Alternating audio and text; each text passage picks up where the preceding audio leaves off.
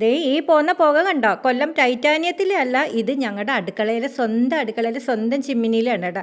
2 ചിരട്ടയും 2 തൊണ്ടും വെച്ചിട്ട് ഞാൻ പുറത്ത് തുണി വിരിക്കാൻ വന്നതാണ്. അവിടെ എന്തൊക്കെയോ സംഭവിച്ചു. ഞാൻ ഓടി ചെന്നപ്പോൾ ദേണ്ട പൂച്ച പേടിച്ച് ചാടി ഓടിപ്പോന്നു കേട്ടോ. ദേണ്ടയുടെ രാവിലെ അമ്പലത്തിൽ പോയിട്ട് വന്ന് ദേണ്ട ഭയങ്കര ഉറക്കമാണെന്ന് വിചാരിക്കും, പക്ഷെ കള്ള ഉറക്കമാണ് കേട്ടോ. ഇടയ്ക്കിടയ്ക്ക് കണ്ണു തുറന്ന് നോക്കും. ഞാൻ ദേണ്ട കെട്ടും കെട്ടിയൊക്കെ പോകുവാണേ, വേറെ എവിടെയല്ല കേട്ടോ, അലക്കാൻ വേണ്ടി കൊടുക്കുവാണേ. പഴയ ഷീറ്റും തുണികളെല്ലാം അങ്ങോട്ട് ഒരു കെട്ട് കെട്ടി അങ്ങോട്ട് വെച്ച് ഇനി അലക്കാൻ വേണ്ടി ഡ്രൈ ക്ലീൻ ചെയ്യാൻ വേണ്ടി കൊടുക്കാൻ വേണ്ടി എടുത്തതാണ്.